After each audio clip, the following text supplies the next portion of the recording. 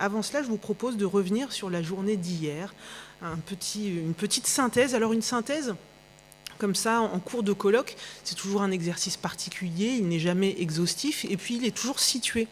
Situé pourquoi? Parce qu'en l'occurrence, je suis située comme étant une personne non artiste et n'évoluant pas au quotidien dans le monde de la culture. Donc peut-être que pour celles et ceux qui étaient là hier, vous aurez relevé, peut-être que vous aurez l'impression qu'il manque des éléments importants, mais ensemble, on peut construire eh bien, les relevés de ces propos de ces deux journées. Nous avons, me semble-t-il, hier fait œuvre d'exploration à l'occasion des deux conversations de notre après-midi, sur les arts de la rue, puis sur les arts plastiques. Exploration de ce que peuvent être les espaces publics, exploration de l'idée d'œuvre. Exploration de l'espace public d'abord. Ce terreau, on a beaucoup utilisé la métaphore du jardin, de la culture, ce terreau qui peut être fragile, volcanique, comme l'a qualifié Amélie Clément, directrice artistique de la compagnie Le Ballon Vert. Ce terreau donc est tout sauf une page blanche, ou une toile vierge. Pour l'explorer, pour le révéler, premier élément important à mon sens, il faut s'entourer d'autres regards, d'autres lectures de cet espace public. Et c'est ce que fait notamment le réseau In Situ en se rapprochant du monde académique. C'est aussi le chemin qu'emprunte le Gebistaki, comme l'a évoqué Florent Bergal, avec leur projet de laboratoire, d'assemblée poétique. Il faut se laisser contaminer, dira-t-il. Ce chemin de la révélation des espaces publics, c'est un déplacement de l'être, du regard, du corps, a souligné Gwenola David, directrice générale d'Arsena. Ce déplacement, il est physique, il s'agit d'arpenter les lieux, de prendre ce temps, à l'image du processus brestois, présenté, décrit par Caroline Raffin, directrice du Fourneau. Arpenter et se poser des questions qui sont a priori simples. C'est un déplacement alors de l'esprit. Qu'est-ce que c'est? Qu'est-ce que ça veut dire? Qu'est-ce qui se joue ici et maintenant? Alors ce faisant, grâce au sillon dans l'ancrage du réel, les mondes peuvent se démultiplier, l'espace public se déplie, ces interstices, ces interfaces prennent alors une nouvelle lumière et on peut composer avec lui. Anne Le Goff, directrice de l'atelier 231, parlera de constellation et Florent Bergal de chaos, belles images qui nous tournent vers les cieux. Et rassurons-nous, le chaos n'a rien d'effrayant, parce qu'en lui réside l'ensemble des éléments qui, le moment venu, donnent naissance au monde, une œuvre finalement qui doit être commune. Ça aussi, ça a été dit, une œuvre commune. Si l'on parle de création de monde, on parle alors de matière, justement la matière. Une exploration hier de l'idée d'œuvre aussi. Il y a un jeu de miroir, ça a été dit, qui peut se mettre en place quand l'espace est apprécié, compris. Des portraits en résonance peuvent s'esquisser comme un jeu, le moi de l'artiste, le moi du spectateur. L'artiste apporte un matériau, dit Florent Bergal, et judicieusement travaillé dans un environnement, un espace public surgit, l'œuvre. Non pas comme un absolu, une fin en soi, mais comme un processus, tel qu'a pu le dire Laure Delamotte-Legrand, artiste plasticienne et scénographe. À partir du célèbre exemple rouennais de Camille et du pont Boieldieu, l'œuvre existe par son installation, le temps de l'installation, par sa traversée, par la mémoire à la fois singulière et collective qu'elle laisse comme trace, par la légende qui fait le récit d'un espace-temps partagé et transformé. Cette œuvre dans l'espace public, elle doit aussi en quelque sorte créer du temps, le temps que l'on s'y arrête. On, c'est le citoyen, ou pouvoir plus large à mon sens, les gens, les populations, les publics. On a insisté là-dessus, les publics. Karine Chevalier, cueilleuse d'histoire, l'a montré. Il faut provoquer ce temps de l'observation intime, de proximité, en confiance, pour que l'œuvre existe vraiment, c'est-à-dire qu'elle fasse sens et qu'elle se révèle aux yeux qui l'entourent. Cette œuvre dans l'espace public, elle naît aussi, surtout par la rencontre. Amélie Clément l'a beaucoup dit. Ce point qui peut être frottement, confrontation, mais qui met en dialogue surtout, qui met en mouvement les perceptions. Alice Baud le dira autrement hier, être habité par l'espace et le rendre habitable. C'est sans doute l'une des dimensions de la poésie, combustible qu'elle répand pour ensemencer les mondes. Ces explorations de l'espace public et de l'œuvre, c'est une trajectoire du faire ensemble. Et faire ensemble, justement, c'est, je crois, la clé de voûte d'une capitale européenne de la culture. Et ces explorations en sont des socles essentiels. C'est ce que nous avons appris avec l'artiste et compositeur Pierre Sauvageau. Dépassant le prisme des critères et des questions auxquelles le jury européen doit trouver réponse dans le fameux Big Book, Pierre Sauvageau a été pour nous un éclaireur. La candidature doit avoir de la chair. Elle doit à la fois s'appuyer sur une mobilisation réelle des acteurs et des dynamiques locales. Elle doit avoir une ligne directrice tout en étant transversale. Parfois, injonction contradictoire, dira-t-il aussi. Elle n'est pas, cette candidature, une équation qui additionne. Elle est une équation qui ose, qui crée, qui invente, propose un récit qui se traduit, prend corps à la fois dans la stratégie, la programmation, la gouvernance et les temps du projet. Pierre Sauvageau a aussi mis les pieds dans le plat, vous l'avez entendu. Chacun, chacune, artiste, structure, élu, voit bien désormais où se situent les points de vigilance. J'en rappelle quelques-uns. Pour les élus, un portage fort, une implication fondamentale et du lâcher-prise. Pour les structures, création hors des logiques de rallonge budgétaire. Et pour les artistes, il ne s'agit pas seulement de poser une œuvre à l'occasion de ces capitales européennes, mais de s'ancrer dans des approches contextualisées. Finalement, il faut, avec cette candidature, faire de la culture une idée neuve en Europe. Mais quelle Europe ? Quelques siècles, du berceau aux empires, en passant par les guerres et les marchés communs, ces quelques siècles passés au crible de la psychanalyse par Laurent Petit de la NPU, nous a montré la complexité de l'exercice. Pour autant, hier, tout n'a pas été dit. Les discussions ont, semble-t-il, rendu palpables les possibles d'une candidature de corps et d'âme, mais des questions restent à explorer. Au hasard, le patrimoine dans l'espace public, au hasard, les arts urbains, que peuvent-ils nous raconter, que peuvent-ils inventer ? Et c'est le menu du jour, avec une première table ronde, patrimoine, fertiliser des sédiments bien vivants. Vous savez que le patrimoine, c'est l'esprit des lieux, qu'il se nourrit des vivants, qui les habitent, du patrimoine de la grande histoire avec ce grand H qu'aime tant la France, mais aussi les petites histoires, celles qui naissent souvent avec les gens qui habitent là, les populations locales. Et ce sont ces histoires, la grande et la petite, qui font un récit des lieux. Et ce patrimoine pluriel, choral, comment le mettre en résonance avec les temps, les géographies, les gens ? On va en parler dans une première séquence. Je l'ai dit ce matin, les synthèses, c'est jamais évident. Mais là, avec la densité des échanges aujourd'hui, ça l'est peut-être encore moins. Alors, assez égoïstement, j'ai choisi de répondre à une question. Qu'est-ce que j'avais envie de garder, moi, Rebecca, de cette journée ? Et j'espère que vous partagerez les intérêts que j'ai eus pour des mots prononcés, des phrases, des éclairages.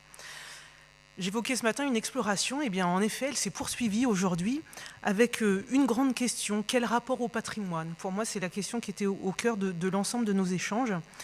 Et ce patrimoine, avec l'exemple de Sotteville, présenté par Benoît Héliot, nous l'avons cerné, il s'inscrit dans le temps long, un temps qui s'étire. Il est parfois connu, ce patrimoine, parfois enfoui, volontairement ou pas. Fabienne Quémeneur a souligné d'ailleurs la puissance du nom du quartier Recouvrance à Brest, ce quartier qui est venu se poser ou s'imposer sur les ruines d'une Brest bombardée. Le patrimoine aussi, il est constitué de hauts faits et de cicatrices. Ces cicatrices, il faut savoir les regarder, les ausculter, les diagnostiquer. Et c'est l'ambition, le travail de la psychanalyse urbaine de la NPU pour ensuite ouvrir vers des à venir, une suite.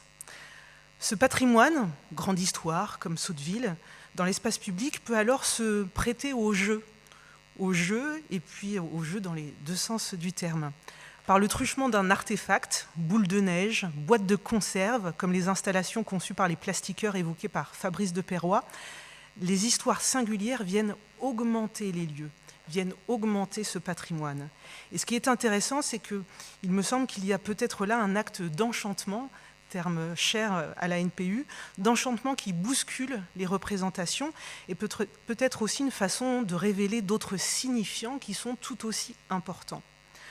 Lorsque le patrimoine est investi par l'artiste dans ce processus d'écoute de la ville, surgit de l'étonnement, et cet étonnement, il se joue dans un mouvement double. L'artiste qui est surpris par les usages qui naissent, comme ces fleurs lumineuses en libre service, diront les visiteurs de Vivacité qui les ont cueillies, ou cette feuille posée sur une église à Logroño devenant une scène, et cet habitant qui est surpris par une nouvelle perspective sur ce qu'il croyait connaître. Ce patrimoine aussi, il faut pouvoir s'en libérer. Je n'y avais pas du tout pensé à ça. Se libérer du patrimoine quand son poids fige le temps, lorsqu'il est trop lourd, le Moyen-Âge pesant sur le dos d'un habitant d'une ville restée anonyme. Ce patrimoine, dans tous les cas, il est vivant, comme la ville, mais pas que la ville, on l'a dit. Il est vivant, cœur, artère, poumon. Et s'il est vivant, il s'inscrit donc dans un écosystème où des réseaux racinaires relient, invisibles, mais bien là. Et parfois, dans un tissu de liens, il faut des interprètes pour que le dialogue s'instaure. L'artiste peut être cet interprète, naviguant d'un langage à l'autre, d'une langue à l'autre. La revoilà donc encore l'Europe à travers ses langues. Cristina Algara le dira, les rapports à l'espace public ne sont pas les mêmes en Espagne, et c'est aussi ce que montre le Festival de Logroño qu'elle a fondé, où des propositions venant du Mexique, d'Allemagne, de France, d'autres pays encore, proposent des installations qui viennent surprendre et créer de nouveaux usages. C'est aussi le cas aussi ici à Sotteville, on l'a entendu, Vivacité qui vient tracer de nouvelles circulations, de nouvelles appropriations d'espace, à Rouen aussi, avec le parcours de Rouen impressionné en 2016 qui réinvestit de nouveaux champs pour circuler dans la ville. Fabienne Kemener l'a dit, il n'y a aucun non-lieu. Ça m'a paru extrêmement important, cette expression. Alors, c'est donc se tromper que de penser que les arts urbains s'emparent du vide. Le métro new-yorkais, ses façades parfois aveugles, auxquelles on tourne le dos, elles sont là, et par leur présence signalent une histoire, des histoires. Parfois, faut-il juste un divan pour les entendre, ces histoires.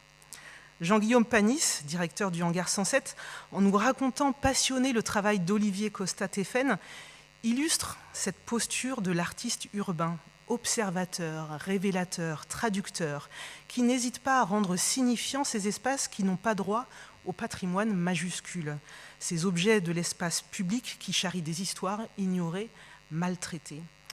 Olivier Land, directeur artistique, mais pas que, nous en présentera des figures et des procédés, rendant hommage aux lieux parfois, portant des messages politiques aussi.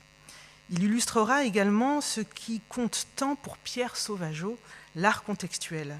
Le contexte guide l'œuvre, a-t-il dit. Un jeu d'interaction qui, s'agissant du muralisme, s'inscrive dans ce fameux temps long dont on a tant parlé pendant ces 2 journées. Cette contextualisation, elle est aussi plurielle, paysagère, politique, chromatique, et toujours, il a utilisé ce terme plusieurs fois, toujours cette contextualisation révèle, et parfois elle se veut subversive. Bertrand Daquin a quant à lui, je trouve, parachevé ses réflexions en parlant de l'espace public comme un espace dramatique par excellence, où 1000 histoires se croisent et s'enchevêtrent. Alors forcément, c'est un espace d'imaginaire, imaginaire à la fois singulier et collectif, et donc une scène privilégiée pour l'artiste. Avant de conclure, il me paraît important d'évoquer la contextualisation avec l'actualité. Nous en avions eu des exemples avec Olivier Land, le Brexit, mais aussi la crise sanitaire, et Cristina Algara l'a souligné, alors que les confinements semblent prendre fin aujourd'hui, nous avons besoin d'espaces publics et de le ou les fêter. Sans doute un champ aussi à investir et à investiguer dans le cadre de la candidature européenne. La candidature, capitale européenne de la culture, c'est aussi cela, célébrer les arts, la culture, les cultures. Et donc j'en reviens à Pierre Sauvageau, qui nous a parlé malicieusement de Scrabble et de mots qui comptent double ou triple pour rédiger le fameux Big Book. Alors pour finir, en guise de remerciement et de clin d'œil aux intervenantes et intervenants de nos discussions, j'ai relevé pour chacune et chacun 2 mots qui, selon moi, comptent et compteront beaucoup pour Rouen Normandie 2028, pour penser culture et espace public. Alors je vous livre ces 2 mots par intervenant dans l'ordre d'apparition comme le veut tout bon générique de fin. Alors je les ai numérotés, j'espère que je vais bien les dire dans l'ordre. Vous ne m'en voudrez pas si je me trompe. Surmoi et frontières, par Laurent Petit. Lâcher prise et art contextuel, pour Pierre Sauvageau. Déplacement et le faire, par Gwenola David. Mon 4, il est là. Constellation et contrainte par Anne Le Goff. Contaminé et matériaux pour Florent Bergal. Ancrage et vision avec Catel Bidon. Amélie Clément nous aura parlé de frottement et de portrait. Caroline Raffin, d'arpenté et de récit. Légende et processus avec Laure Delamotte-Legrand. Karine Chevalier a utilisé 2 verbes importants, valoriser et oser. Habiter et poésie avec Alice Baude. Traces mémorielles et tension avec Benoît Héliot. Je cherche le 13. Fabrice de Perrois, envahissement et mutation. Fabienne Quémeneur, attachement et non-lieu. Christina Algara, les communs et le mot interprétation. Ensuite, Jean-Guillaume Panis, envisager et observateur. Olivier Land, transfiguré et profondeur. Et Bertrand Daquin, enfin, règles et subversion. Bien voilà, j'en ai fini. Il me reste à passer la main à Laurent Petit. Il avait ouvert nos journées avec cette fabuleuse conférence mardi soir, La vieille Europe, introduction à la psychanalyse de l'Europe. Il revient pour nous offrir les derniers mots, une proposition décadrante. À lui la place.